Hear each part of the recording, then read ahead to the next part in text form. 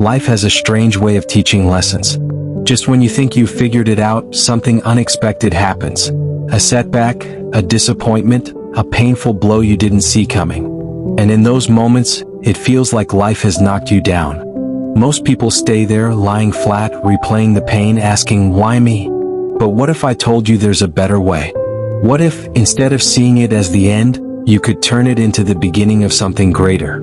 That's the heart of this story. When life knocks you down, you don't stay there. You don't cry endlessly about the fall.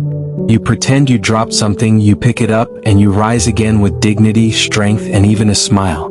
This isn't just a funny phrase. It's a life philosophy.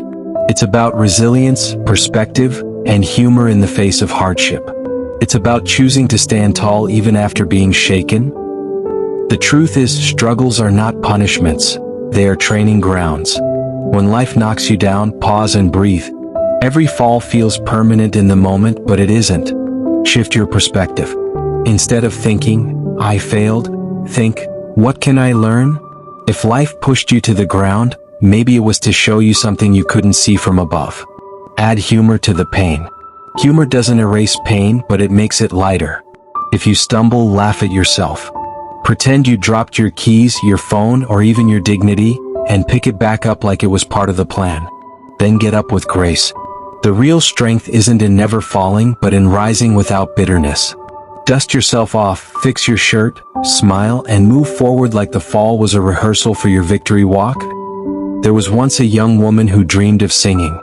From the time she was a little girl, her room was filled with melodies.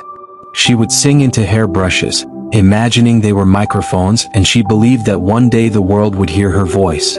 But dreams don't always come easy. When she grew older, she started auditioning for talent shows and music programs. Each time she walked into the room, her heart pounded with hope. She sang with everything she had. And each time she was told the same thing, thank you, but not this time. The rejections piled up. The more she tried, the more closed doors she faced. She spent nights crying into her pillow, wondering why she wasn't good enough. She compared herself to other singers who made it, and the bitterness grew. She started to hate the very dream that once gave her life.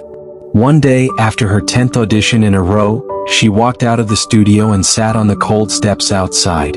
Tears streamed down her face. Strangers walked by. Some looked at her with pity, others didn't notice at all. She felt invisible, worthless, and crushed. But then she remembered a phrase her grandmother used to say whenever she tripped as a child. When life knocks you down, pretend you dropped something and pick it up. Through her tears, she laughed.